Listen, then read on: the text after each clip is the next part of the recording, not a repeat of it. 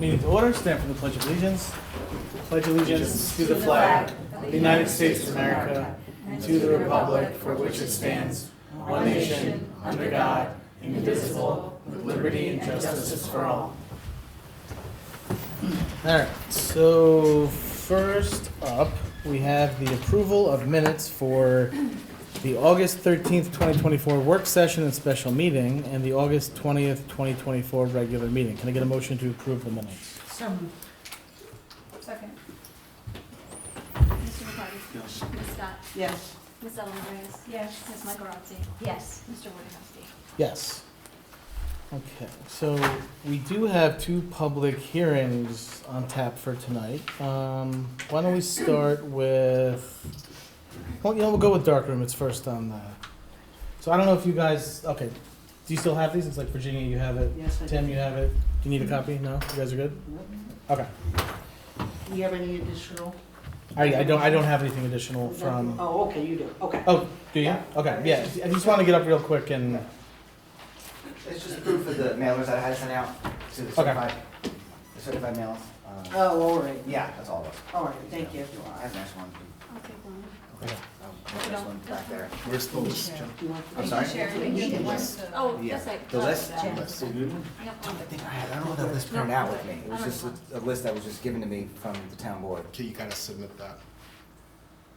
I must have submitted that at one point. You mean the list of, like, property you want me to The look Yeah. code at? specifically says that he has to submit proof of mailing to all adjoining property owners and property owners across the street, I believe it is. It's not like 500 feet or anything like that. And he's submitted the proof. Here's your certifications, but I'd like to have a list to compare it to, just to make sure that Oh, none are okay. missing, which is fine. You can submit it later. Okay. Submit it. That's easy enough, okay. okay. All right, Thank you. is there anyone here tonight to make comment on the dark room special use permit amendment?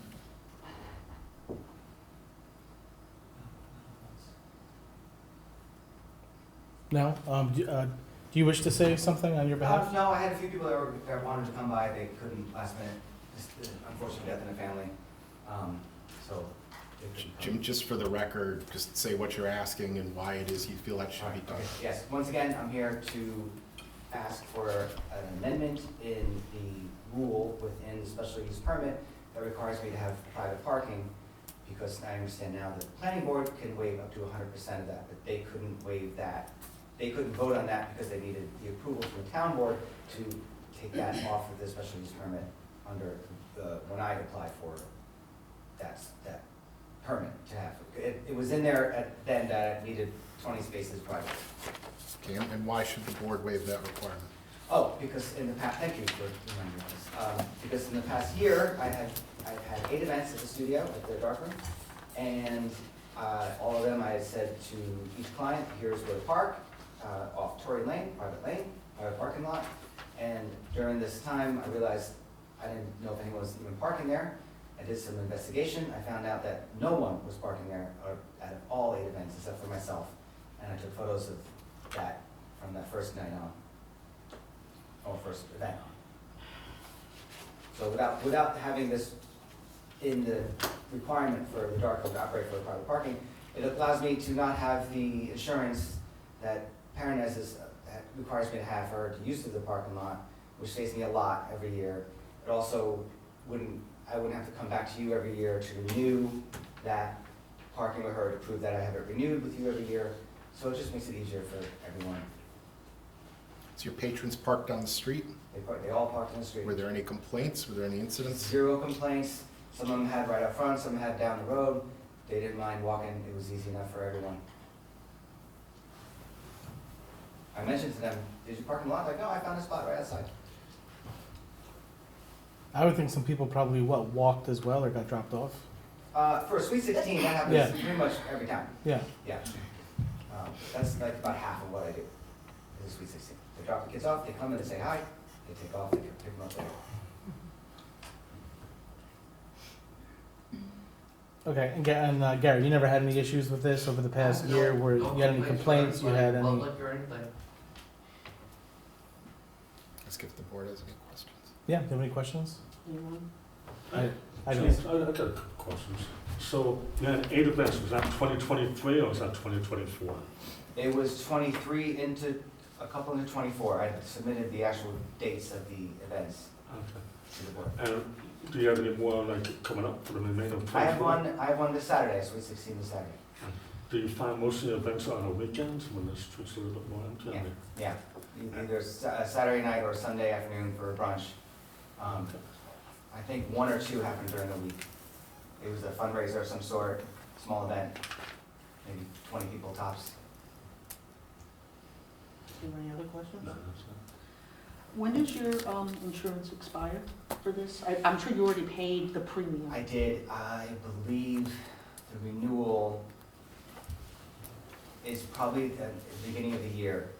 So like January, when this agreement would be I up for believe so, renewal? yes.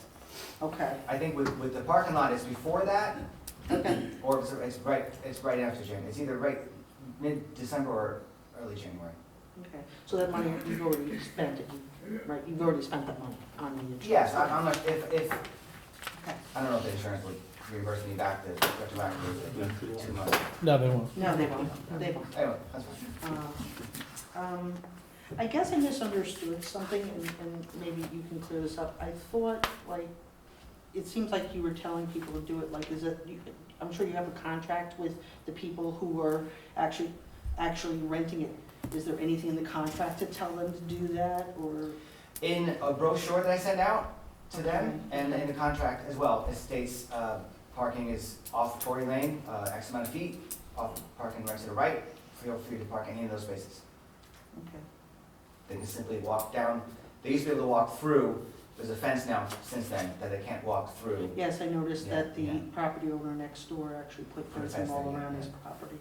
So, you can walk around. Yes, right, because it's his property, yeah, I'm sure Gotcha. he was worried about liability.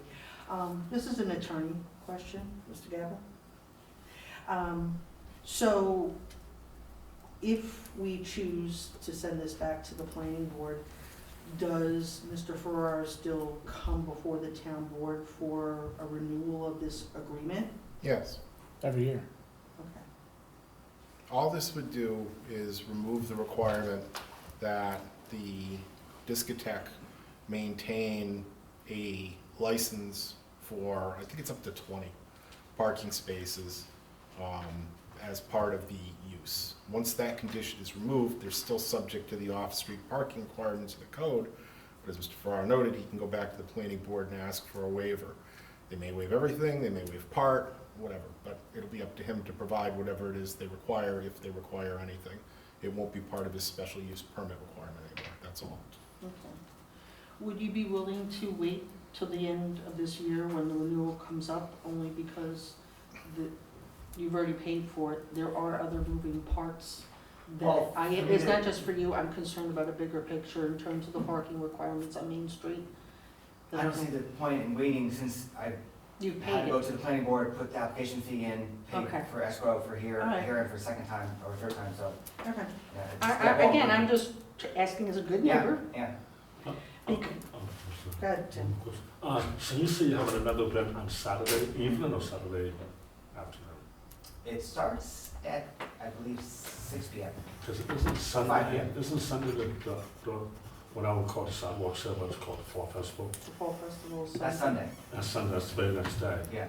So, is the chamber like sitting up, I don't know, does the chamber Yeah, sitting they up? don't set, they set it No, before. they set it No, before. 7 o'clock. There's nothing. Excuse me? We don't start setting up until 7 o'clock. 7 o'clock. We'll be putting some signs up, but the actual setup starts at 7 o'clock on Sunday. Oh, okay. following day.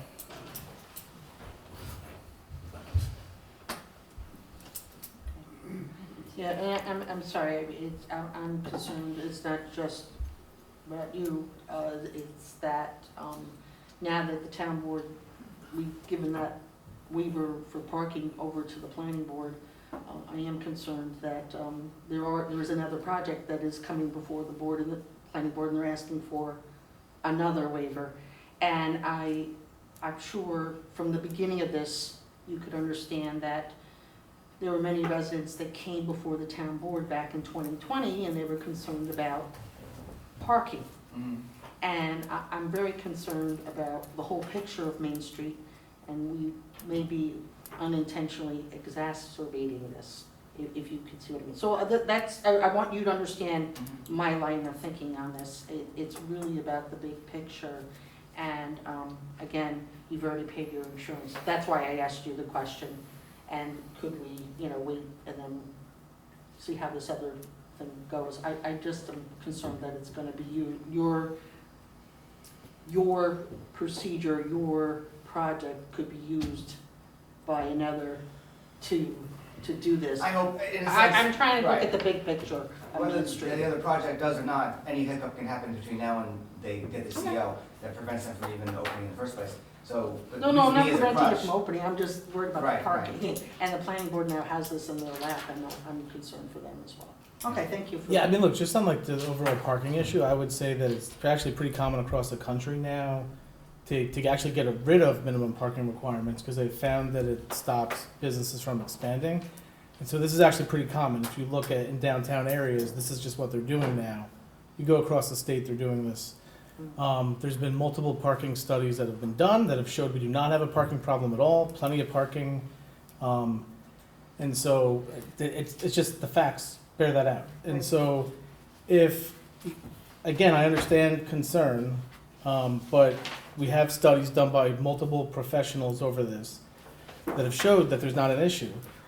And especially during this time of day, there's not an issue. It's really during regular business hours when we have the issue from the Circle to Willow, but at night we don't have an issue at all, per the study. Right. And so I think, I don't know why we would wait. I mean, certainly if it asking as a gesture. if it becomes an issue when and again, he has to come back every year to get this special permit renewed, and if there was this issue that happened, we could always put it back into place, couldn't we? Well, you'd have to show a real change in circumstances in order to impose a condition that you'd previously imposed and then waived. You couldn't just arbitrarily say, we want to put it back just because. You'd have to have. No, I mean, I think But if you had a factual basis and could show a change in circumstances, yeah, I think you could condition. if the hotel goes in and there's like chaos and there's like thousands of people all over and cars parking on sidewalks because of the chaos that some people have said is going to happen, then we can always go back and I guess we could change it because then we would have verifiable facts, right? If you have But, a like, factual basis. But it sounds like right now there's no factual basis and we have studies to support that we don't have a parking problem. Then until we have a parking problem and we can factually document that, then really there's no issue. Right, but with all due respect, when the parking study was done, we had regulations in place. Now we're waiving those regulations, and so all the money that we've spent on this study, we don't know what The it's parking for. study anticipated the waiver of those regulations and the hotel being built.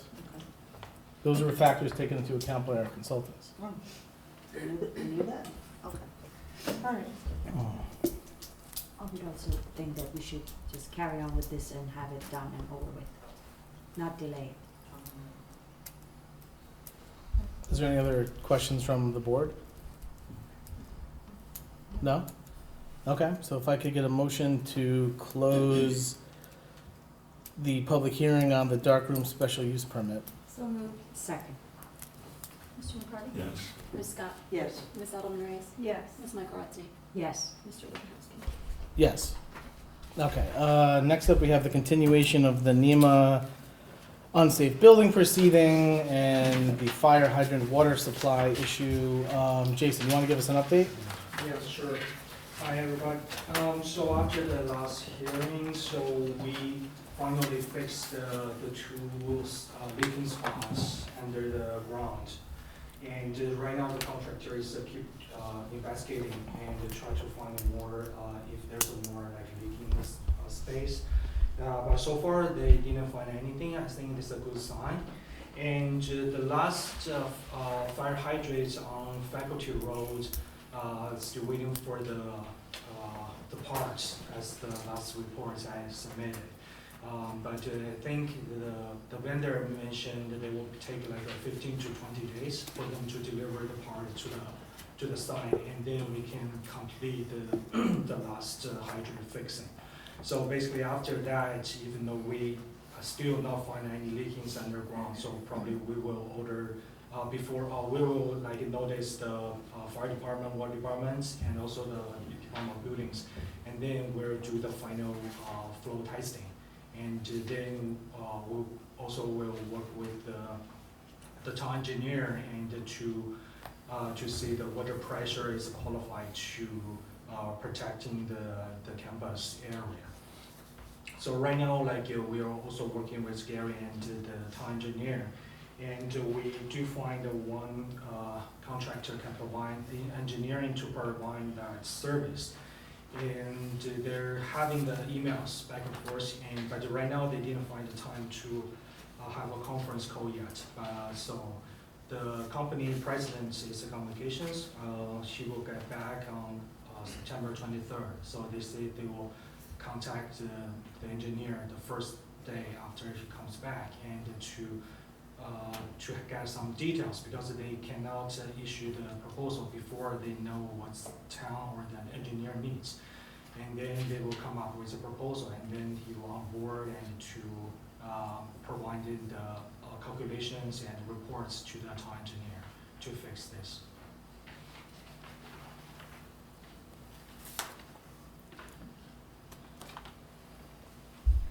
So, okay, so, the president from RAN is back September 23rd. I mean, obviously, this has now been a month since the last meeting, and this should have happened by now. I mean, I know that there was back and forth between the engineer and yourself, and then you went out to try to hire an engineer. And you've said that you've reached, you contacted, a number of firms. Everyone turned you down until you got to RAN. RAN said that they cannot talk to Sean and have a substantive talk until the 23rd when they're back from vacation. They won't do any work for you to work with Sean until you sign a, they're gonna give you a proposal until you sign that. They won't even work with Sean on this. So essentially, we're still at the point where you need to retain an engineer, and you want it to be this company. So if we let you go until the 23rd, which it sounds like we kind of have no choice in this matter because we're already this far along, we then need, the next meeting is October 8th. So if we let this stretch out to the 23rd, we're going to need to, by October 8th, Sean and this engineer are going to have something substantial for us to be able to talk about, because we just let a month go by. Excuse me, Yeah. add more details. Yeah. So during the time, I talked to the several engineers, and I find out this fire flow requires. They maintain a huge work, since our campus has at least 50 properties. So what they told me is, so normally if we don't have sprinkler system, so the town will require the engineer to have that type of calculation report. But they feel like while we have the system, we still need, the town still order those type of report. Because they need to go to every building and to measure the space and the height and to have a survey. So from several engineers' knowledge, they're gonna take a really long time to do. So that's why several engineers, they do fire protection business and work, but they don't do that type. It's really specific. And so that's why the Rhineys, I think they're the biggest fire protection companies in our states. They're located in Albany. So that's the best we can go for. And they do have those services, and they're waiting to cooperate with us. But they also tell me they're gonna be a lot of work, because they have to go to every building and to do the survey and to check out. They didn't give me that much, too many details, but that's what they told me.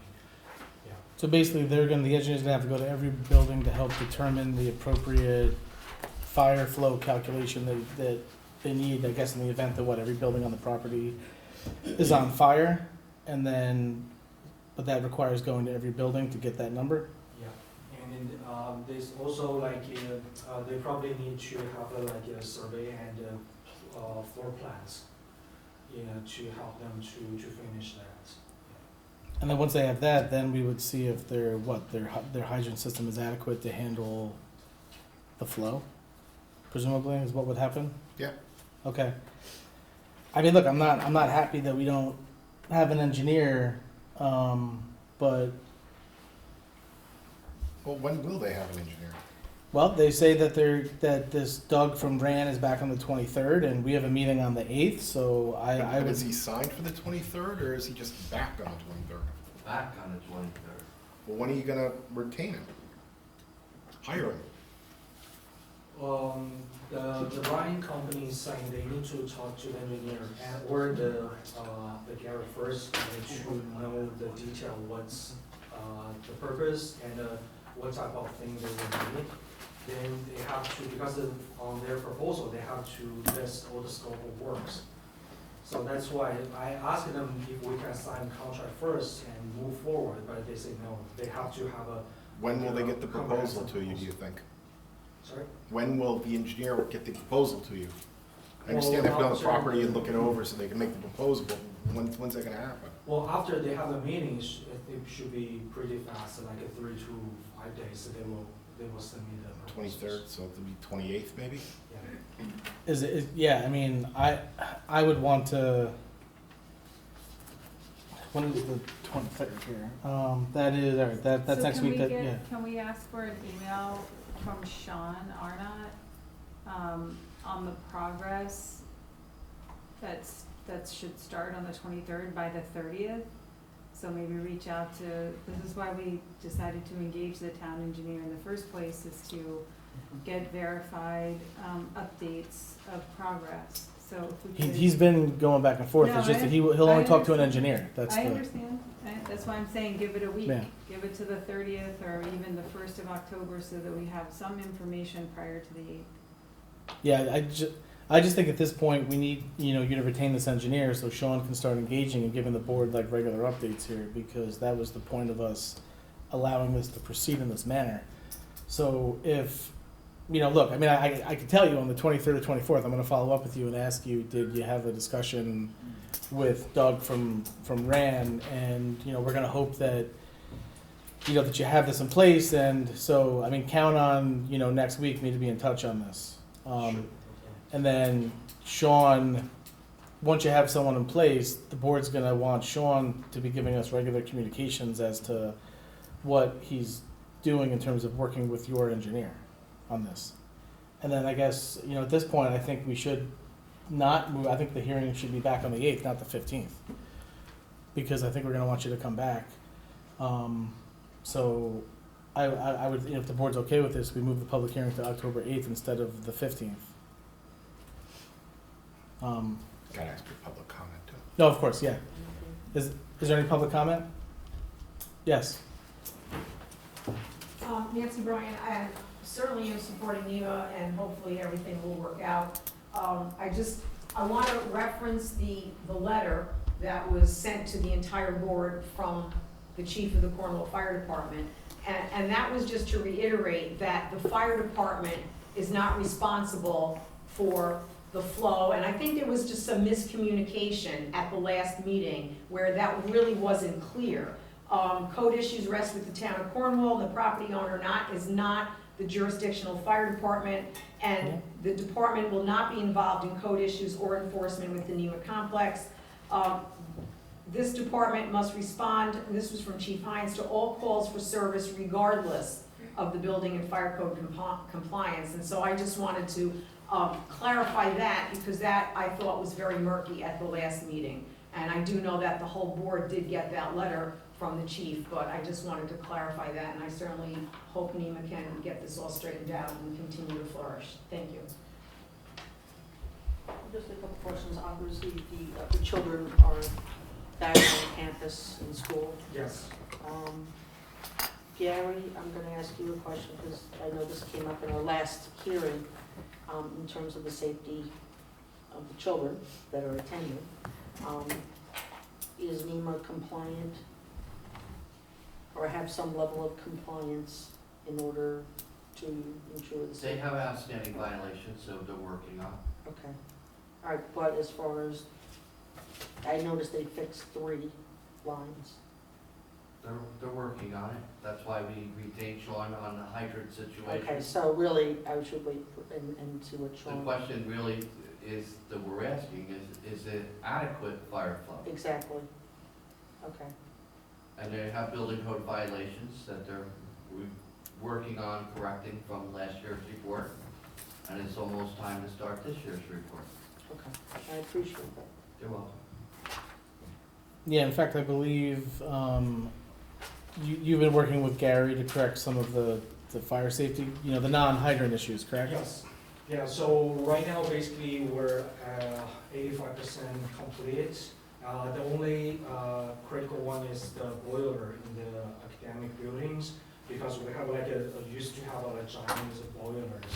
It's supplies for the academic and the dormitory buildings.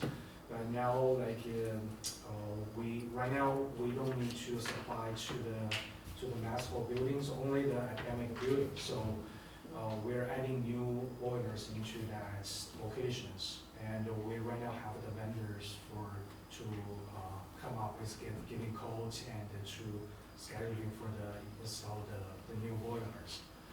So besides that, all the other small tasks is almost finished. Yeah, and I'll update it to Gary also. Once you hire Gary, I presume that installing a new boiler to serve a building that big, that's having to come before you, and you have to approve that? Oh, yes. Okay. It's not that stage yet, yeah. There are massive boilers that they have in these buildings. They have installed alternate electrical systems for heating, but they really need boilers. Yes.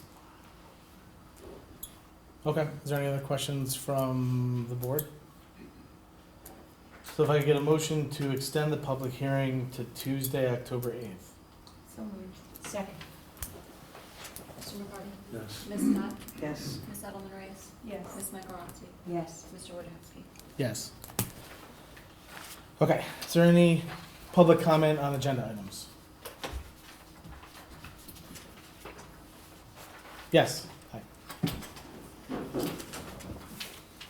I'm Dawn Gilmore. I'm here representing the Cornwall Committee. We have an item on the agenda to do a holiday event on Main Street. It's going to be called Hometown Holiday Shop Hop event. Instead of doing the shop hop in the morning, I met with the businesses and we're helping them organize a shop hop, not a shop hop, an event, a holiday event in the afternoon on the Main Street corridor. Originally, I had put on the application, we were gonna extend it all the way up to Quaker. The Quaker Plaza businesses, we met last night, would like to come down to Main Street. Okay. I believe Leo's is the only one that's still going to be doing it at Leo's, just because they're gonna offer dinner specials, and, it would be hard to do that on Sure, Main Street. yeah. And the, Main Street Revitalization Committee had a representative there yesterday. They're gonna go back to the committee, to talk about doing the snowflake lighting at the event. Okay, And if you have any questions, I'm here. okay. Dawn, I'm sorry, would you please share what time you want? Yes, so we had put on the application 4 to 8. After meeting last night with the businesses, we did want to know if it would be okay to change it from 4 to 8 to 3 to 7. 3 to 7. Yeah. If that's not okay, because we already put the application in, I completely understand. If that is okay, then that's what the businesses were talking about doing yesterday. Are we still looking for, at one point we were talking about a road closure, is that still? Yes. So the businesses, as long as the weather is fine and we don't have a hurricane coming through, because I know that was an issue last year, they're going to be setting up outside, and we're going to make it kind of like a Hallmark holiday event. A lot of people are referring to it as a Gilmore Girls. I didn't watch that enough, I'm sorry. They do a holiday thing on the Gilmore Girls. So we're looking at bringing as much outside as possible. We're going to talk to, I already spoke a little bit with the Lions Club. I don't know, they're having their meeting tonight to Okay. offer to have them do the wreath and roping sale at the event, or Okay. sales. I'm gonna get in touch with the Knights of Columbus, because I know that they have the holiday cutouts. So we're trying to bring in as many of the Cornwall organizations. And I did talk to the firehouse. This year, it's not gonna work the way it's set up, but we're gonna meet again in February to plan for next year.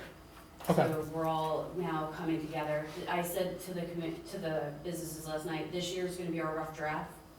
Next year, hopefully, will be a better copy. It's not gonna be the final copy. Sure. And that's the teacher and me, bringing it around. What streets are you planning on closing? Main Street from Willow to the Circle. Is it possible to push it up? And the only reason is that we had a closing and it really did impact Prima Pizza. So the delivery people couldn't get in and out. They lost a lot of money that night, and I really don't want to repeat that again. I could talk to Anthony. Yeah, maybe, I would appreciate that because I don't know if he was one of the business owners that, So he's aware, I talked to him about the event. okay. So I'll double check. Talk with him and I would feel more comfortable with Yeah. you doing that. Thank you. Yeah, you're welcome. Okay. And possibly, depending on the cost, possibly, we are looking at possibly the carriage again. But I have to get more information on that, so. Okay. that's what it is. All right. Thank you. Is there anybody else? Public comment? No? Okay. All right, so first up, we have a resolution to schedule a public hearing for the override of the tax cap. Whereas the town board of the town of Cornwall has a local law before it entitled a local law to override the tax levy limit established in General Municipal Law subsection 3C, and whereas the local law proposes to override the limit on the amount of real property taxes that may be levied by the town to allow the town to adopt the budget for the 2025 fiscal year, that requires a real property tax levy in excess of the tax levy limit as defined by General Municipal Law subsection 3C. Now therefore be resolved as follows. That the movement of this resolution does hereby introduce the proposed local law. And two, that the public hearing on the proposed local law be set for, do you want to do this at the work session or at the town board meeting on the 15th? Do you want to at least have maybe one town board budget work session out of the way before we have the public hearing on the tax cap override? Do you guys not care? Because right now I'm proposing on the 10th to have the town board's first budget workshop where we go over the tentative. So would you rather we wait till the 15th to have the public hearing on the tax cap levy override? Okay, so let's set it for October 15th, 2024 at 7 o'clock p.m. and that due notice of the same is directed to be given by publication and posting. Can I get a motion to approve? Second. Mr. McCarthy? Yes. Ms. Scott? Yes. Ms. Edelman Reyes? Yes. Ms. Michaelozzi? Yes. Mr. Wojciechowski? Yes. Next up, I have a resolution to schedule public hearings for the benefit assessment districts. Those are the lighting districts, the hidden glen drainage, all those sewer districts, all the small separate districts.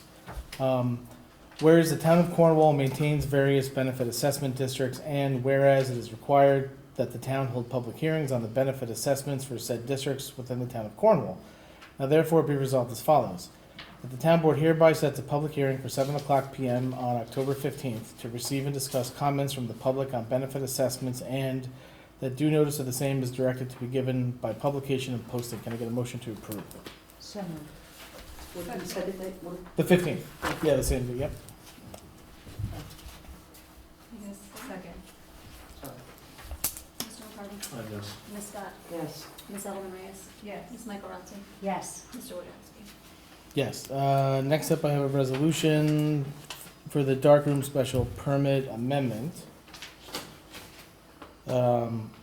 Whereas James Ferrara owns certain real property located at 263 Main Street, Cornwall, New York, tax map section 22, block 10, lot 3, which is improved by a commercial building that is principally used as a professional photography studio, Ferrara Photography, Inc. And whereas on February 14th, 2023, the town board granted Mr. Ferrara a special use permit to operate an accessory use on the property in the nature of a discotheque called the Darkroom. Whereas the said special use permit was granted subject to certain conditions. One, which was that Mr. Ferrara must maintain a license for off-street parking with the Montessori school or an acceptable substitute for the discotheque. Two, and whereas Mr. Ferrara has applied to the town board for an amended special use permit to the extent of deleting that said condition, and whereas the town board duly noticed and held a public hearing on the application at which Mr. Ferrara claimed that said condition is not necessary because based on his experience in the operation of the darkroom to date, his patrons and guests are not using the off-street parking. And whereas the town board has received a report from the planning board in favor of granting the requested amendment to the special use permit, now therefore be resolved as follows, that the town board hereby grants the request to amend the special permit by deleting therefrom the condition reading 2, in the event that the applicant's license which with the Montessori school is terminated, the applicant shall immediately inform the town building inspector of such event and shall cease operation of the discotheque until such time as replacement off-street parking has been secured, close quotes. So we would be eliminating this section 2 here. And that 2, that despite deletion of said condition, the use of the said property for a discotheque remains subject to the town code's off-street parking requirements provided, however, that Mr. Ferrara may seek a waiver of off-street parking requirements from the planning board. Can I get a motion to approve? So moved. Second. Mr. McCarty?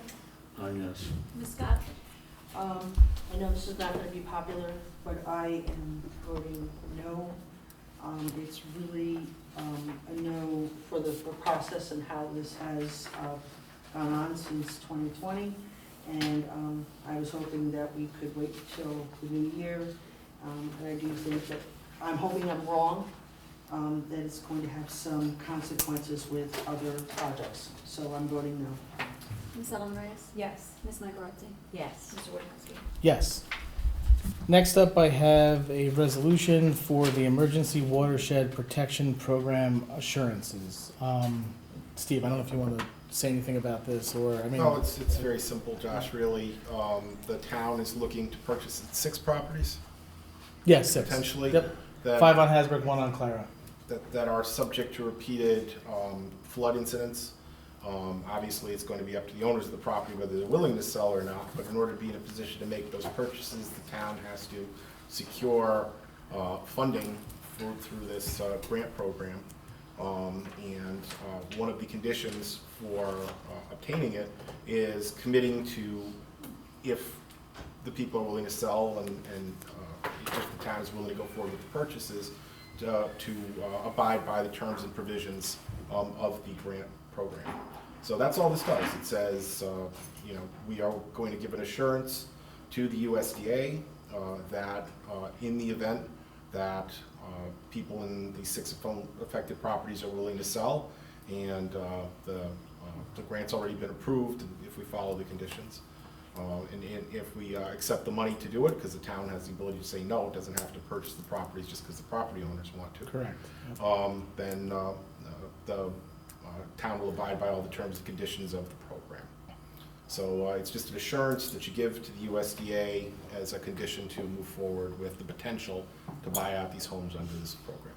Or any of the home, have you been in communication with any of these property owners? Yes, So we are they aware? We have sent them letters, Okay, and they responded affirmatively, all 6 of them, that they're interested in having their homes bought out.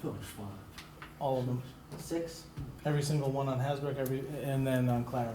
I have letters and emails from all of them. Okay. I'm just So the next step after we do this, there's some paperwork that we have to fill out, but then once we submit this, then they can then release funds, or we can be reimbursed for the costs of doing the appraisals. That's right.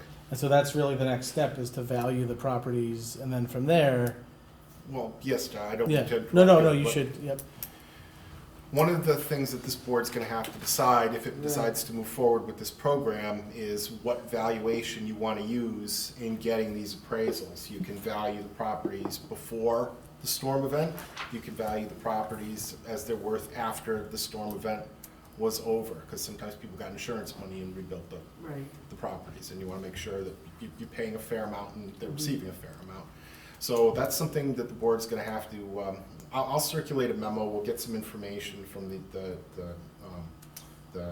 Department of Agriculture to circulate, and then probably at a workshop we can discuss which way the board might want to proceed. I'm sure you'll have questions in regard to what's the proper procedure and what the issues are on that. Gary? If you acquire these properties, what happens to the buildings? You They may have, Removal? They get demolished and they get turned back into parkland, and then it's up to us if, how, do we want to just, very basic parkland? Do we want to put in pollinator gardens, rain gardens, But the but buildings will be removed. yes, they will be removed. Is there Yeah. a deed note or anything that would prevent another building going back on? Well, we own them, we would own them. I don't know that, one of the requirements under Yeah. the program is that when when the town purchases the properties and receives the funds from the United States, that the deeds contain a provision saying that they're limited as to use, if not forever green. There are some things, as Josh pointed out, you can do on them, and those are things that the board will have to discuss if and when it's in a position to take title to these properties. But yeah, the houses will probably have to be removed. I don't see a way around that. yeah, I think I've said this before, part of the reason why we entertain this is because the cost of a flood mitigation project to protect, those homes, as well as, this also helps protect the traffic circle, Main Street, there's other reasons to do this, and so you have to look at the cost of a hard infrastructure project versus the cost of what this would, entail. And so, obviously, we're not gonna know until we fully go through the process, but this is the process. We can't really go further with this until we do this and we do the appraisals, and I think, I know we've spoken about this before, and I think, Tim and I we may ultimately decide not to do this, but we need to have all the information before we, are willing to make that decision, and we can't do that, and we can't be reimbursed for that work either unless we do this, so. We're also investing a lot of money on the drainage projects, and again, there's just a couple moving parts on this, and I know ultimately, yes, this is looking at one process, but we also have to be mindful of what's going on with the Hasbrook, the drainage. It's gonna hopefully help other people, maybe we won't even be dealing with some of the issues that we've had there, but I'm just putting it out there. Okay. Okay, so whereas the United States of America, acting through the United States Department of Agriculture, USDA, Natural Resources Conservation Service, NRCS, has determined that the town of Cornwall is eligible for financial assistance under the Emergency Watershed Protection Program in purchasing certain hazard-prone properties in the town and in impaired watersheds that are at risk for an imminent threat of flooding. Whereas in order to participate in the said program, it is necessary for the town to procure appraisals of the subject property and to secure consent from the owners of the affected properties to a sale for fair market value under the standards established by said program. And whereas further, in order to participate in the said program, the town will have to take title to any properties acquired and must hold them as open space or for such other limited uses as may be allowed under the said program. Whereas the town is prepared and willing to take the steps and undertake the duties required for participation in the said program.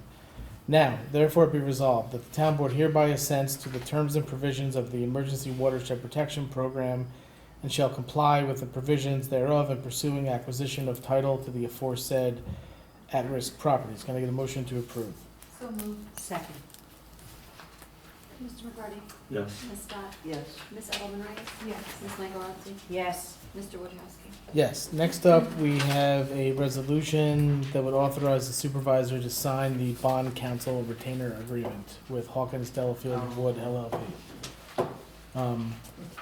Whereas the law firm of Hawkins, Delafield and Wood LLP is bond counsel to the town of Cornwall, and whereas for calendar year 2024, Hawkins, Delafield and Wood LLP has submitted the attached formal retainer letter for approval by the town board, and whereas the said retainer letter merely formalizes the current services and fee structure currently in place between the town and Hawkins, Delafield and Wood LLP and does not make any changes thereto, now therefore be resolved as follows. That the town board hereby approves the said retainer agreement with Hawkins, Delafield and Wood LLP. 2, that the town supervisor is authorized to execute the same. Can I get a motion to approve? So moved. Second. Mr. McCarty? Yes. Ms. Scott? Yes. Ms. Edelman Reyes? Yes. Ms. Michaelozzi? Yes. Mr. Wojciechowski? Yes.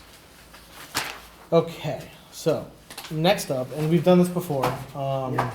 I think most of that, probably not Karen, I don't think Karen was here for clearing and grading bond reduction agreement, but we've done, I think, 2 of these now.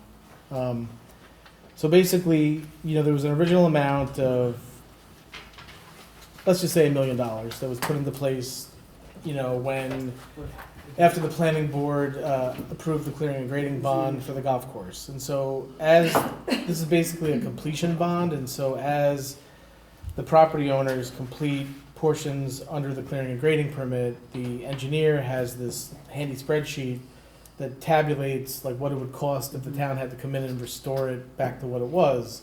And so as the engineer verifies the work they've done on the golf course, it then ties back to the spreadsheet, and then the engineer will say you can reduce the amount of the performance security down to the number we have here. So we're basically going from, we started at roughly 958,000 and change, and now they're asking for a reduction down to the amount of 347K that will be held until the duration of the project is, at this point, they're gonna come back for the rest, after they, so right now, this is gonna satisfy work they've done on the bottom. They're now working on the top. Once that's done, they'll come back for this remaining amount. Yeah, I don't anticipate another reduction request. You never do know. Yeah, But I think they're gonna finish it out and then ask for release of it at the end. yeah. Is there any questions? I mean, certainly you've seen the work that's going. No, we spoke about it. Okay. Okay, so whereas in 2021, the Hudson Valley Golf Foundation posted performance security for clearing and grading work at the Storm King Golf Club, 18 Ridge Road, Cornwall, New York, 12518, in the amount of $958,978.40 by letter of credit. And whereas in 2022, the Hudson Valley Golf Foundation requested and the town board granted a reduction in the performance security to the amount of $503,576.50 based upon completion of a portion of the work at the property.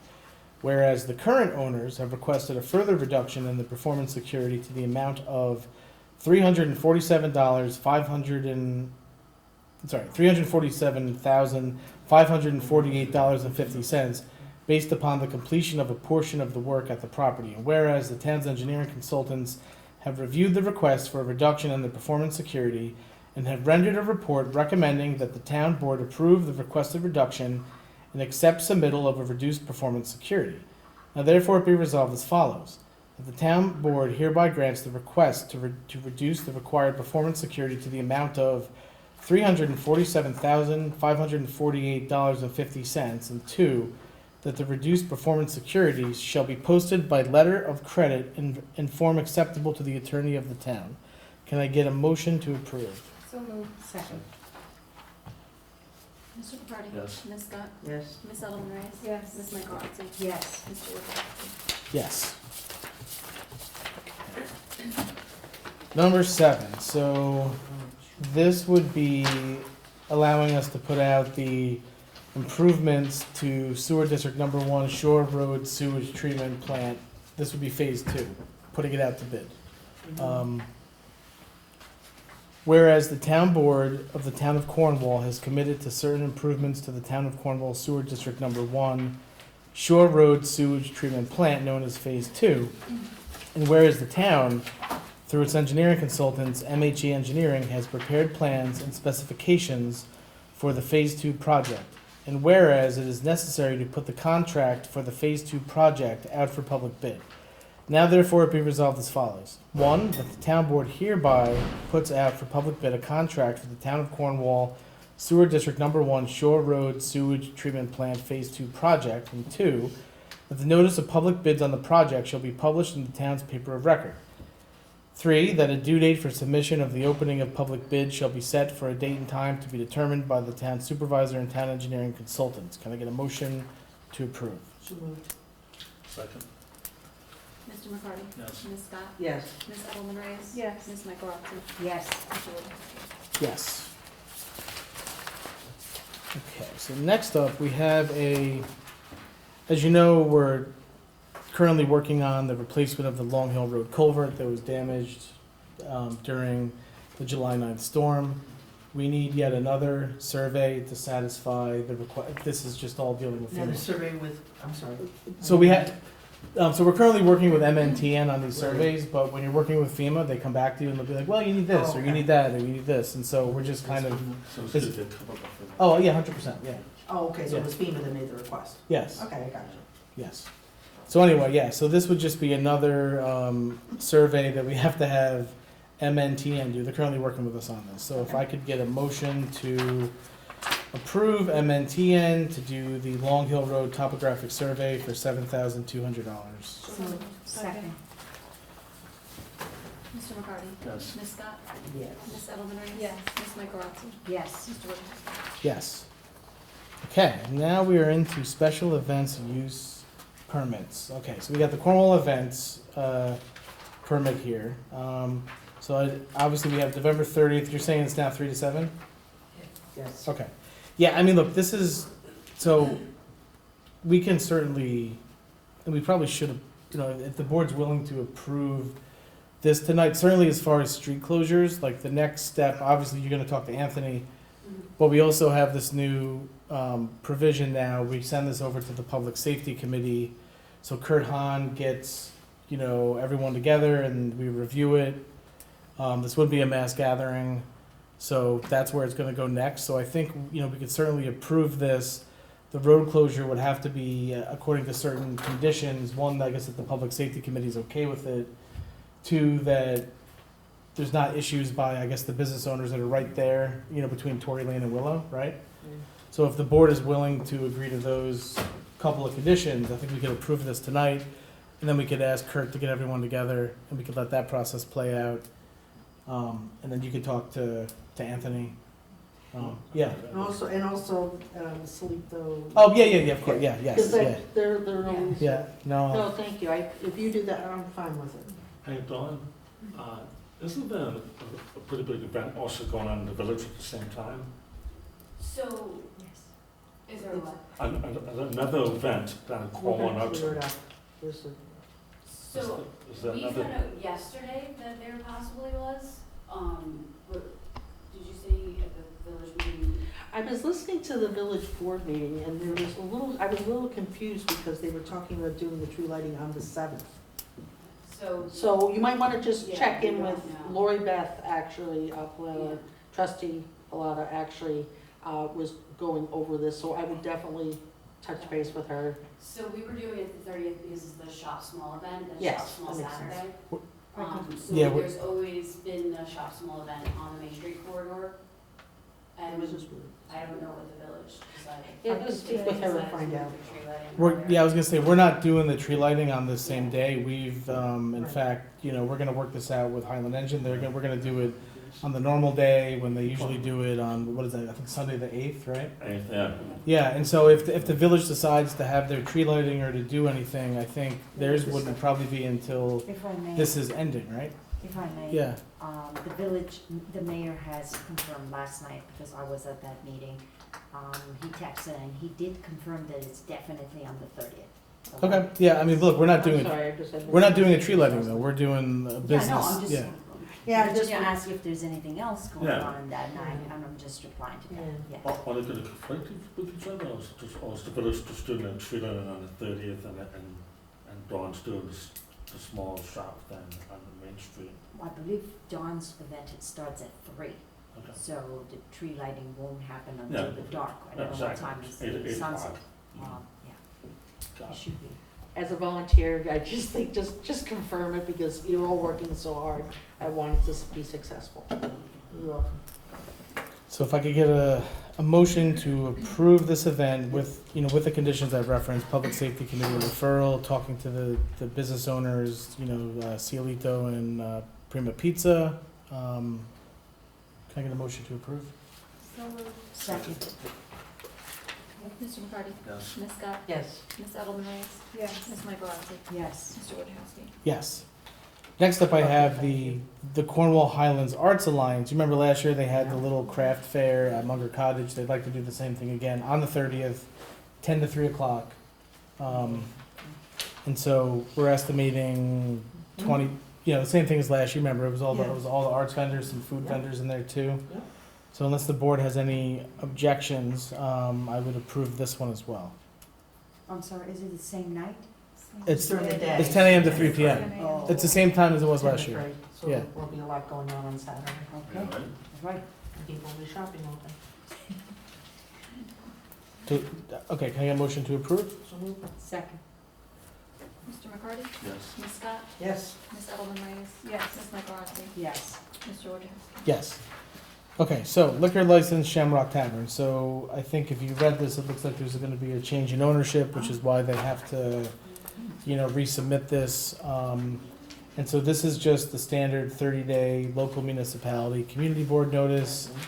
We could either, again, they sent this on 9/13, a couple options. I think we have the right to waive our 30 days, or we could just let it expire without doing anything.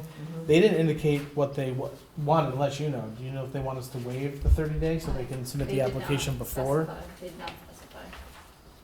So, I guess we could certainly, look, we've never, ever have given issue to one of these since I've been on the, No, Yeah. but it's common practice to just let the 30 days Yeah. run Yeah. rather than, Okay. if there's some special reason you can. I think they would have, if they wanted to submit this like tomorrow, they would have let us know that they Yeah, needed probably, the, yeah. the waiver, but this is just a required by law notice that they have to give. Okay. So, okay. Police Department technology purchase request. So this is gonna be for the IT that we have here. This is for 8 Cradle Point routers with antennas from Island Tech Services using the law enforcement technology grant. So if I could get a motion to approve the $14,776 to Island Tech Services for the Cradle Point routers. So moved. Second. Mr. McCarty? Ms. Scott? Yes. Ms. Edelman Reyes? Yes. Ms. Michaelozzi? Yes. Mr. Wojciechowski? Yes, and Chief, so you guys are gonna look at too, seeing about a decibel reader too, like for noise? Yeah, I did look into it a bit.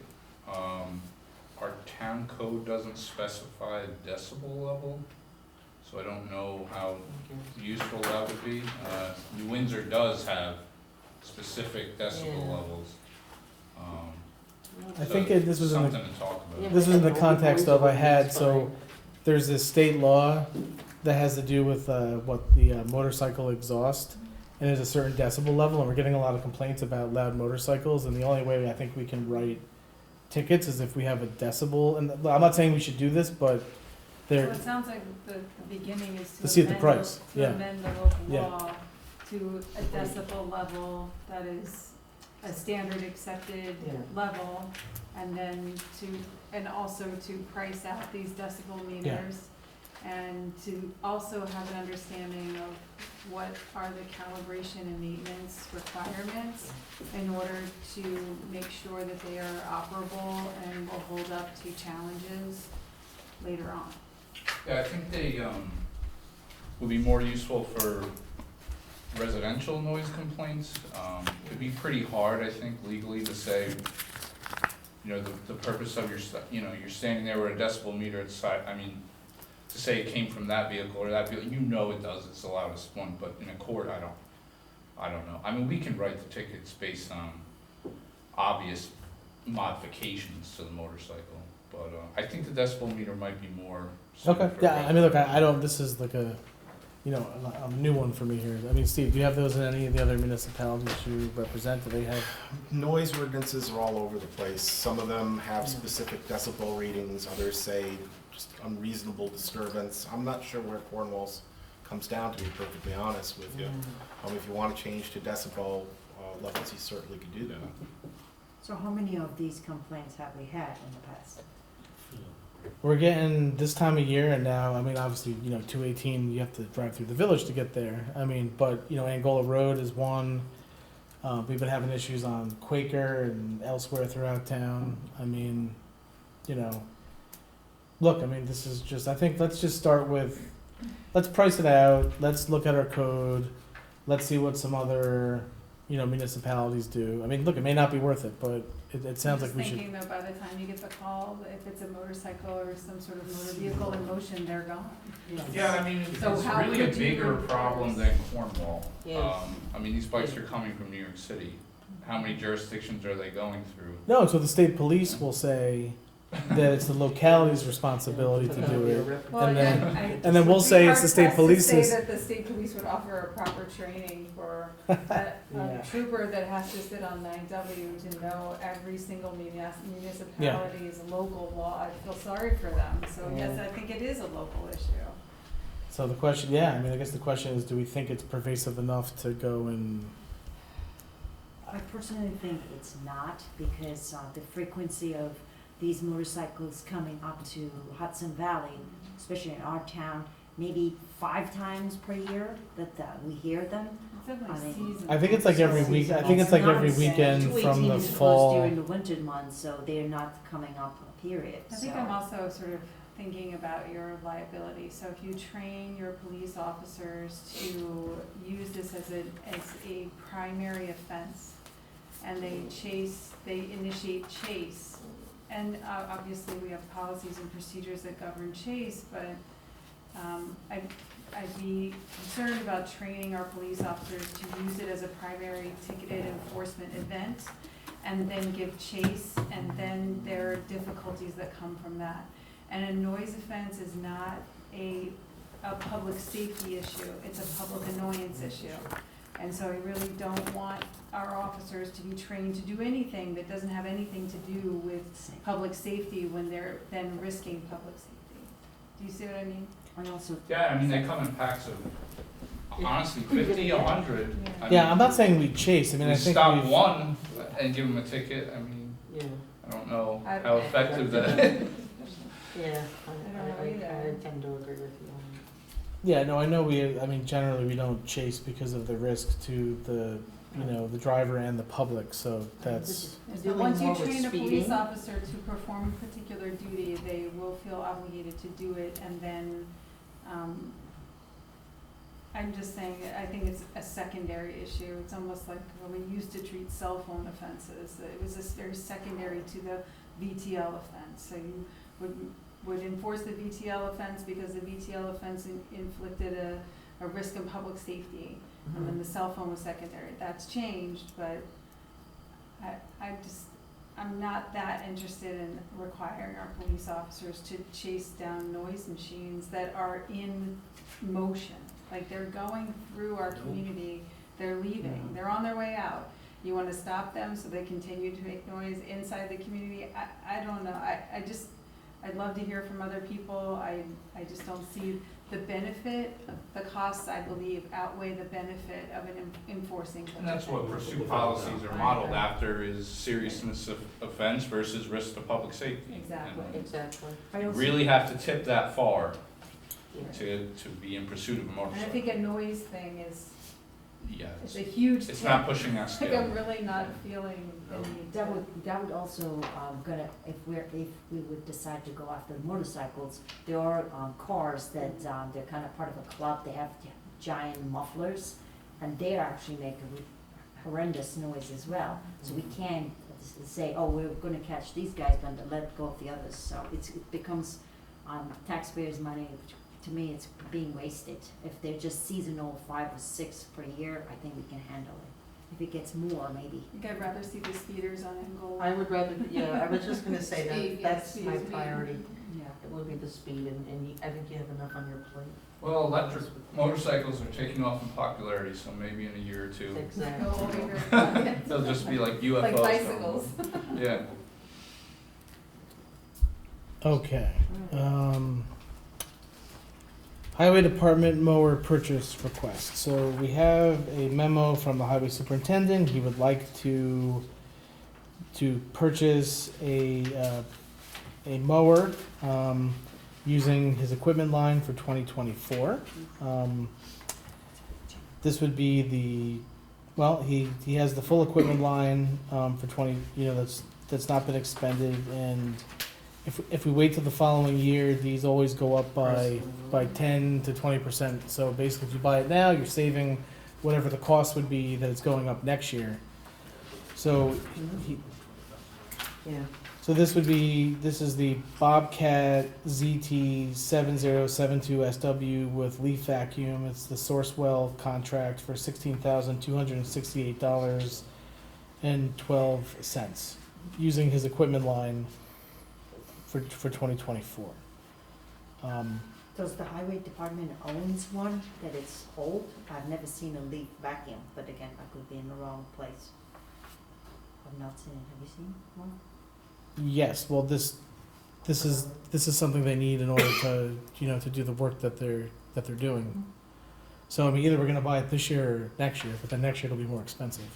Oh, I'm And not they still against have it. it in their budget. They have the already. budget Yeah. for it. No, I'm So not I- against it, I'm just saying, do we have one? That's all I'm asking. Well, I mean, this is a newer, more replacing one we currently have in use. I see. They have a vacuum machine that that's connected to like almost like a trailer type thing. I know that's what you're talking about. This is actually a zero turn that has a smaller back attachment to the back like they used to have. I think I'd like to see it anyway, especially in the circle. Yeah. It's, no, because the grass just, no. So if I could get All right. a motion to approve the purchase of the Bobcat ZT7072SW with leaf vacuum Okay. for $16,268.12. So moved. Second, Mr. McCarty? Yes. Ms. Scott? yes. Ms. Edelman Reyes? Yes. Ms. Michaelozzi? Yes. Mr. Wojciechowski? Yes.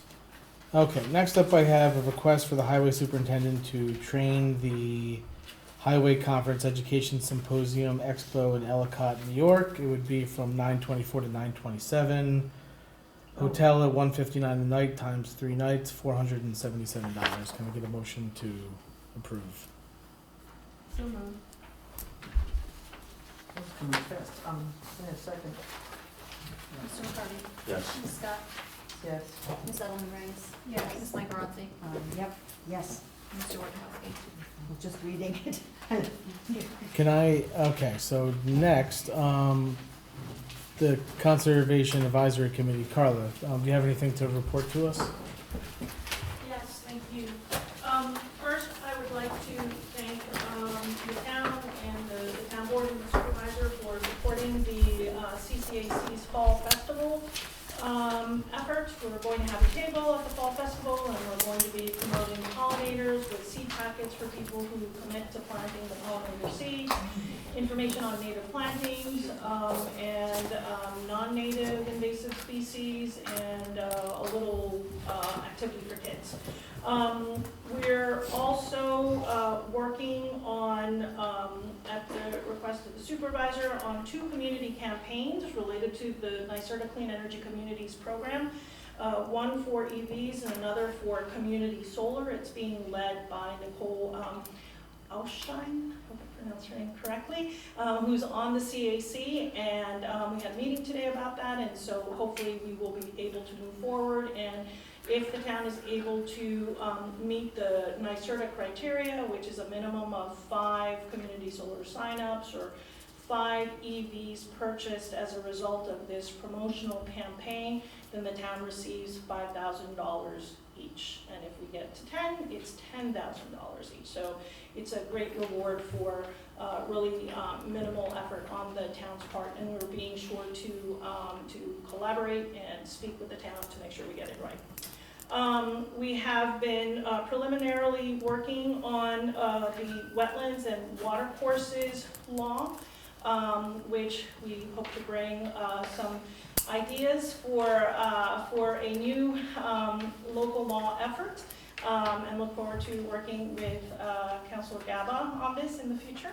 And then also after that, we will work on the lighting law, most likely just taking the majority of what is in the village's lighting law and making the necessary tweaks that need to be made to apply it here. And then the last thing, this is both wearing my work hat and my CAC hat. HVRC was awarded a landfill, a grant to reduce methane emissions through the use of biofilters from the EPA. It's a $3.1 million grant, and there are 14 interested local governments that have the preliminary interest of participating, and the town of Cornwall is one of them. This is an effort that will have no cost to the town and will reduce the methane, the fugitive methane emissions that come from small closed flap landfills. And there will also be free analysis for the potential of solar panels, ground-mounted solar on closed landfills. Thank you, Carla. All right, yes. So, Carl, EVs, you're talking about electric vehicles? Yes. Not, okay. And the landfill grant that you're talking about, that is just for like the individual municipalities, not the county? I was just, is the county? The way that we manage this, Sure. Hudson Valley Regional Council works with all 203 local governments in the region. And we identified, we received a list, we worked with the DEC to obtain a list of all the small capped landfills that exist in the region. Okay. So from that list, we invited the local governments to participate in this grant with us. 14 responded. One was a county, one was a city, there was a village, and the balance were towns. And they were in all of the counties, and with the exception of Rockland County. So we have representation from 6 counties. Thank you. Yeah, so basically the next step is, before, so basically the next step before, nothing the town's done is binding to this point. It's basically, hey, would you be interested in receiving technical assistance if we get this grant? Yes, sure. We're interested in getting technical assistance. So they've been awarded the grant, and before anything further can happen, there would have to be some type of MOU that would be presented to the town that we would have to look over and agree to and all of that. But basically, there is this bacteria-eating mulch that goes over certain portions of the landfill that eats the methane, and that reduces the emission. And then there would be technical assistance to possibly determine if we want to put solar on our landfill, which I believe, Supervisor Clark looked at doing that when he was here. I know we looked at it as well, but, at this point, this just got awarded. They've got a lot of paperwork they have to fill out, so I think we're probably a ways away before we're even gonna see anything for us to evaluate, to decide if we're gonna go any further than just saying, we would be interested, in having technical assistance. So we haven't gone any further than that. And I would add that Yeah. that whatever MOU is drafted, it would have to be agreeable to all of the participating municipalities. So yes, it's gonna be a little bit of ways, and there's gonna be negotiation and ensuring that whatever is done is not detrimental, obviously, to the municipalities that own these landfills, because the goal is to reduce methane. Okay, since this is like the first I'm hearing of this, which is great, perhaps, as we're moving in the process, you would be willing to come and do a presentation of this to the whole board and the public, so that we know, where this came from. I think you get more support. Yeah, it'll be You would get part more of the support that MOU way. process. Yep, Thank you. gladly. Okay. Town board member liaison committee reports. Council member Reyes. So the building department issued 33 permits. The planning board has 36 open projects. And one of the things that the planning board talked about this month was to work on eliminating old projects that no one is doing anything on. They're considered open, and they have outstanding escrow balances. So they've identified 3 of those particular projects, and they plan on sending out letters to the applicants to see if they can just go ahead and close those down and settle the outstanding escrows. The ZBA did not meet this month. Okay. Is there anything else? No? Okay. Councilwoman? Yes, sure. Youth Garden Club and Cornwall Conservation Advisory Council have they're working on a project. I cannot disclose details. It's a good project. It's kind of like a gardening one in the town. And last night I attended Cornwall Main Street Revitalization Committee meeting, which was held on Bridge Street at 6 o'clock. They are having a few small events. The most exciting one is the Snowflakes which they're gonna be, their lights that they're gonna be, assembled on the, 17 poles, if I'm not mistaken. And they are, preparing festivity for that night. Okay. And, let me see, and that's it, that's my, Okay. What day is that? what day? Monday. They are planning, last I spoke to the chair was, the Friday after Thanksgiving. We do not wanna have that on the 30th because just too many too many events are going on that night. So, yeah.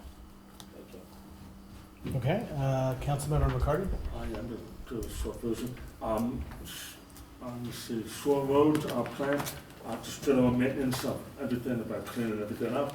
The collection system, came in and did a third quarter cleaning of all the pump stations at BD Terrace and First Cliff Heights and Beaver Dam Lake. Tam also did a monthly service on Shore Road District, Sewer District.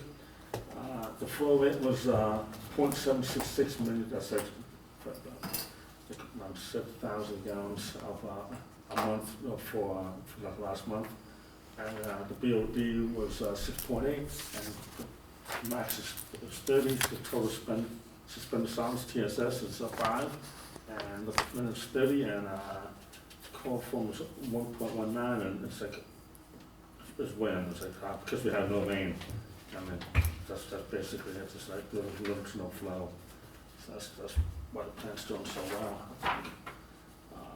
Everything's down. Again, First Cliff is even the same thing, clean all the tanks and valves.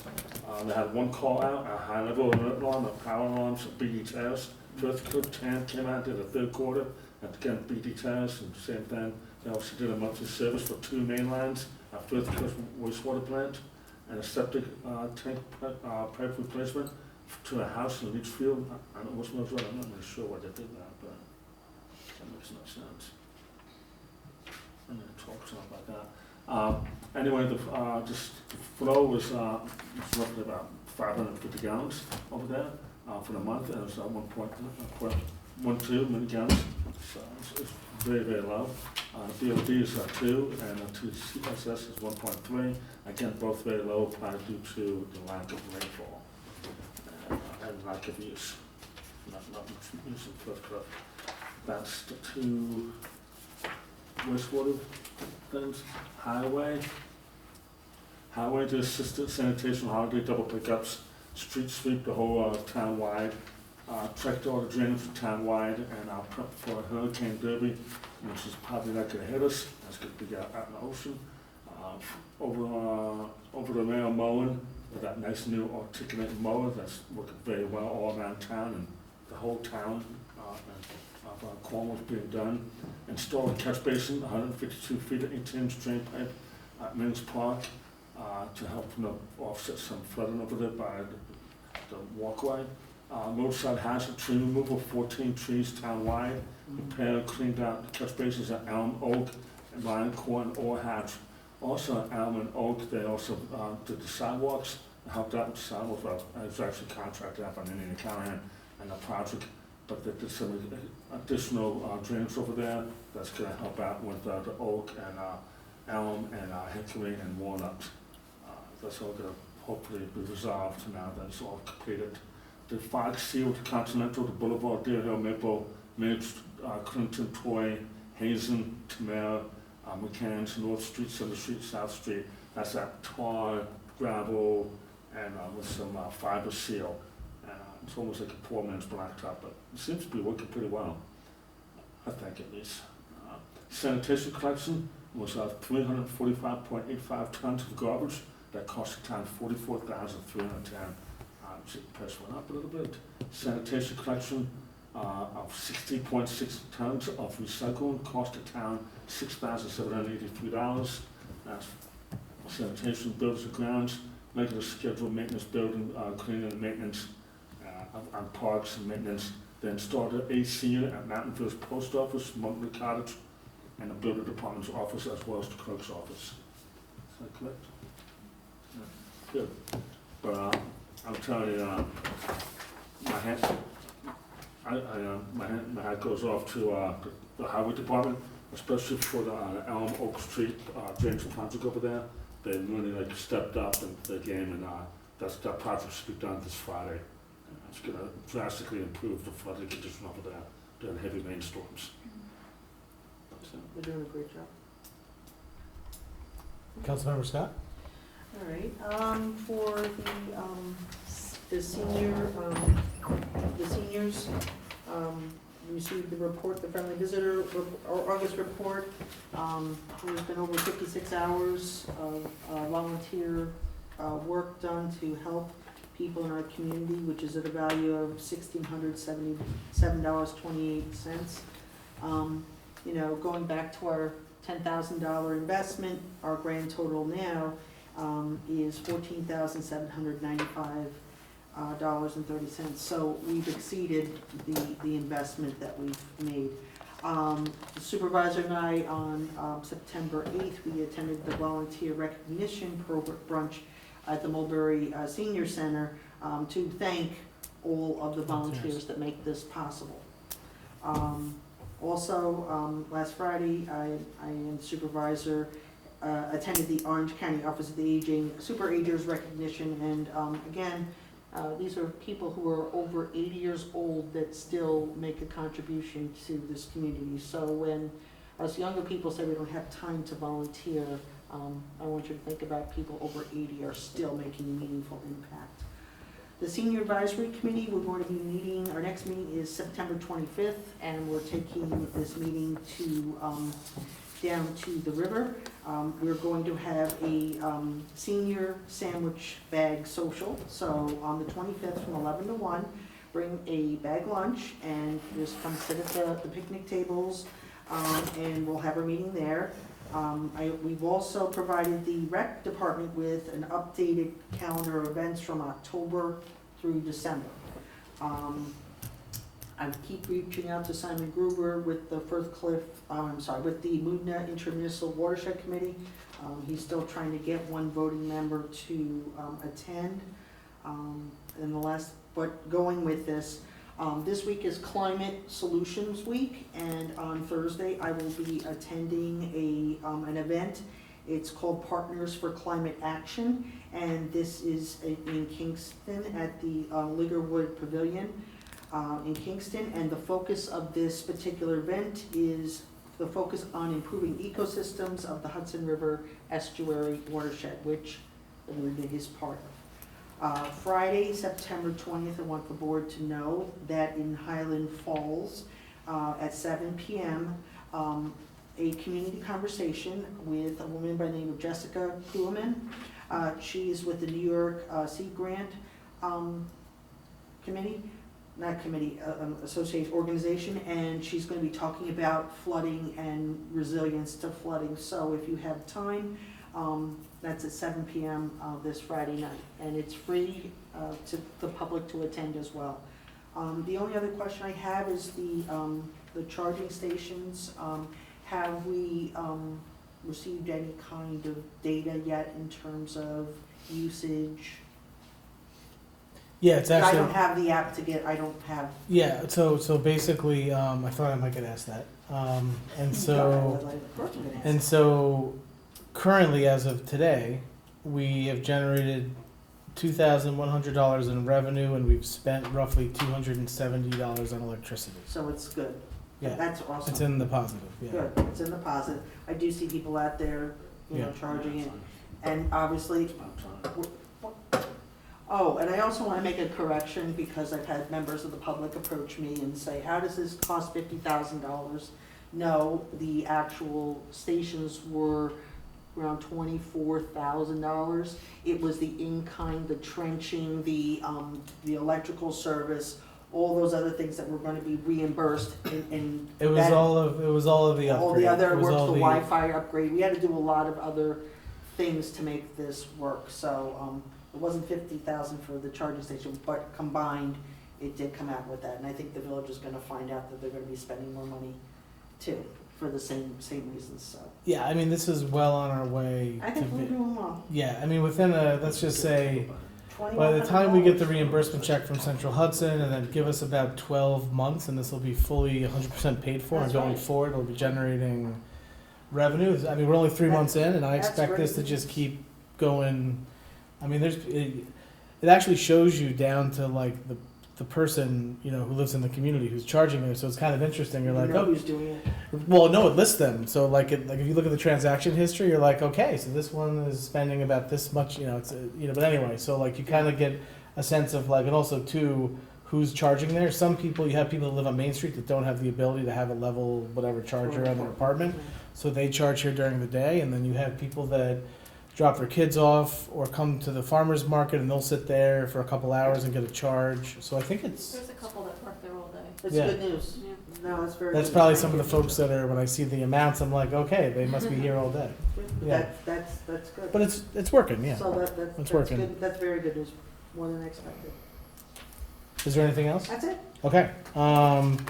All right, New Windsor EMS, Cornwall EMS. Again, I think the most important thing on here is the 100% of calls covered, the response times.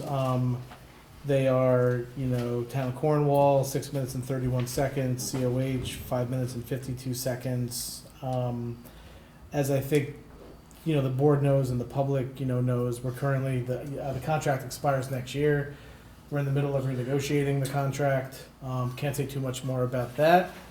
I will say that if you look around the county and you see what other municipalities are paying for ambulance service, we, I think, have the best thing going here. And we should do our best to make sure that we keep this level of service going. So that's, you know, all I'll say about that. The police department, you know, just calls for service 781. Wow, no parking tickets issued. Motor vehicle accidents reported 30, 4 arrests, 5 criminal mischief, 14 disabled vehicles, 13 domestic incidents, 4 parking complaints, 8 suspicious vehicle or persons, 14 assist other agencies. Anything you want to add to this? Anything of importance? We did, what day was that? It was the night before Labor Day. We haven't done any DWI checkpoints in years. The sheriff's office contacted me, and they were like, hey, would you like to do something with us in Woodbury? So we actually had a 6-hour detail overnight. I think it was the last day of August. Okay. They wrote, I think our guys alone wrote 20 tickets. No DWIs. Apparently they were all going the other way because Woodbury had a few. But there was a few field sobriety testing was conducted, and you know, I think it was well worth it. And it was all with stop DWI money from the county. So. Oh, that's good. That's good. Yeah. And actually, one thing I will mention is, and I mean, we should probably add these in here too, but I think I asked you this last week. How many extreme risk protection orders have we had since the legislature, I guess, you know, voted to add in, you know, police and law enforcement agencies into that? I think you said it was what, 4? 4. Yeah, 4. And I know, I want to say shortly after you, it was either when Todd was here or when you were chief, you asked that we have the you know, the town law firm represent you in court, because I know that otherwise it would just be sending up the chief up to have to defend this. And so I know. We haven't gone once. Yeah. Well, So. the DA's office sends a. Yeah. Yeah. Well, we've had 4, so I mean that's. It's Chief Yeah. It started with Chief Hauser. Yeah. Yeah, he did the first one. Yeah. Not too Yeah, and then long we've had before. three since then. There Yeah. was a gap where there was no legal assistance to Yeah. independent or individual police departments, and the district attorney implemented a program where they have an assistant district attorney that works directly with the police department. That's great. That's good. Yeah. Yeah, I mean, luckily everyone I've had as a respondent didn't show up, so, I mean, just granted. So. Yeah. So just real quick on a couple items. So obviously, you know, for the FY25 budget, September 30th, we're filing tentative with the clerk's office. I know I gave this out last week, so if you have any, just in terms of the workshops, I'm looking at the Thursday, October 10th, Thursday, October 17th, Thursday, October 24th. I don't know if we need that third one, but certainly I think we're gonna probably need 2 as a board to go over the budget. So if you just wanna, you know, hopefully those are good. Let me know if they're not. These are all PM, right? 7 Yeah, PM. yeah. These are all PM. These will be with, you know, our finance person, Pam Wood, going over the tentative budget. And we're gonna be in the conference room. Yes, yeah, well, because we're gonna have all of our stuff like spread out. We're gonna need to have like more space. The Scunny Monk Meadows Trail Project, which I think you all know about, that work is gonna start in October to finish the trail, 1.7 miles. It's gonna be finished in early 2025. 1.7 miles of trails. There's gonna be 2 improved parking areas, public fishing access points, trailhead kiosks, informational signage. OSI just asked that I pass this information on to all of you. New York Forward projects. At 10 a.m. today, I was on a webinar with HCR, which is the state agency managing our small project fund of $300,000. They're going to be getting contracts to us in the next month. After we sign the contract, we then have to put an RFP out to hire a third-party person to manage the small project fund. And then once we hire that person, we can then get the details out, and then businesses and property owners in the New York Forward project area can apply for funding. And then, there's like a whole other process, which is, very detailed. And as soon as I have that, they're sending me the slides from this webinar. I'll forward that to all of you. Yeah, but I mean, basically though, this is gonna be, it's gotta be managed by this third-party person. It's a requirement. And, Are we paying for this person, or? it comes out of, it comes out of the grant funds. All right, that's good, thanks for clarifying. It comes out of the grant funds. So that's the New York Forward projects. The Main Street Bridge project, some of you may have heard by now, I think you were at the meeting today, but the bridge is not gonna be closed on the 23rd, it's now being moved to the 26th, so we'll get a post out about that on social media. I don't know if they've updated their large screens yet, they may have done that, they may not have. No, they haven't. not. Yeah, They have not. but it's gonna be, so they say it's gonna be closed for a day. I always say, So, let's hope it's a day. But yeah, it's gonna be Thursday the 26th. Obviously, if that changes, we'll let everybody know. I think it's good for the fall festival because they were concerned that there was gonna be a crane there and they were gonna have to work around. Yeah. So so that got moved a little bit. Accessory dwelling units, just to kind of, I guess, close the loop on this. I'm looking to bring this back after we get through the budget. So, if the board has questions from the building department or consultants or any outside sources, please try to have those now. I think that once we get into towards the end of November, December, the goal would be to have a special meeting just on ADUs where we can just like focus on it, and we can have any consultants that we need to have there. We can have the public, give us feedback, but I am planning on calling a special meeting in November, December to get back into the proposed changes for accessory dwelling units. I will say, and Gary's not here, but his office has had quite a bit of interest. I mean, people have been asking I think we're gonna get quite a few applications, well, not us, Rupco's gonna get applications. I know village residents, they've been reaching out to me about it. I've been referring them down to the village, because I'm not quite sure about what they're allowed to do and not do, but it's actually been from family members of seniors that want to build these, and so that's mostly who's been reaching out. It's mostly been seniors and children of seniors that have been reaching out, interested in this program. So just want to say that's going to come back after we get through the budget, because I think we got to spend all our time on the budget right now. It's the most important thing. Is the public hearing for it is gonna happen this year or next year? Public hearing? I mean, again, I think, is it possible it happens before the year's out? Maybe, but I think it's more likely next year. I think we just have to get into it a little bit more. There's some stuff from AARP, which I could certainly send around to you about how this is like part of the solution for healthy aging and, people not being forced into like expensive, assisted care facilities and, senior homes, but that's, but I do plan on bringing it back. If I may interject, we do have ADUs already in our code. They're attached to the primary residence. So I do want the public to know this is nothing new. We already have it. I know that you're looking to some changes, but we do already have it. Because I have spoken to people and said, oh, can I attach it to my house? I said, it's already in the code. You can do it. But this is 750 square foot. Yeah, that's been. No, I want people to know that because there are some people who didn't know that at all. We already have it on the books. We do, and so the question is what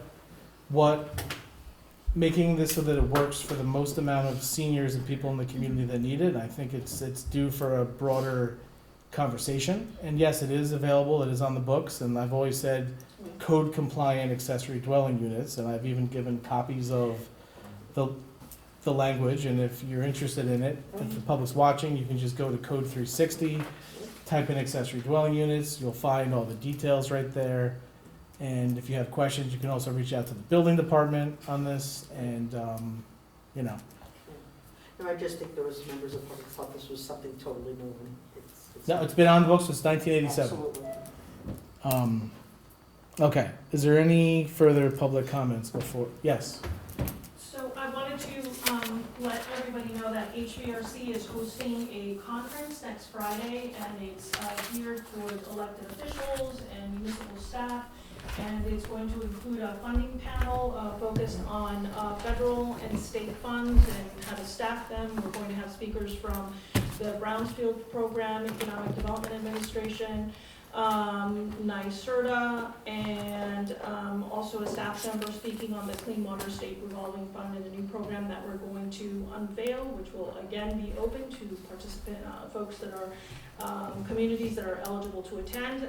There's also going to be a panel on the nexus of clean energy, economic development, and water quality, and we're going to be recognizing, as we did last year, a number of local governments in the region that have been working very hard, moving forward on a lot of on areas that HVRC works on, this nexus of sustainability, economic development, water quality. So I just wanted to let everybody. Thank you, Carla. And you Is should there- have received the email in your inboxes. Yeah, it was just this morning. I did see it, so thank you. Thank you. Is there anybody else? No? Okay, can I get a motion to adjourn the meeting? So moved. Second. Mr. McCarty? Yes. Ms. Scott? Yes. Ms. Edelman Reyes? Yes. Ms. Michaelozzi? Yes. Mr. Wojciechowski? Yes. Oh, a bonus in it? Yeah. Steve.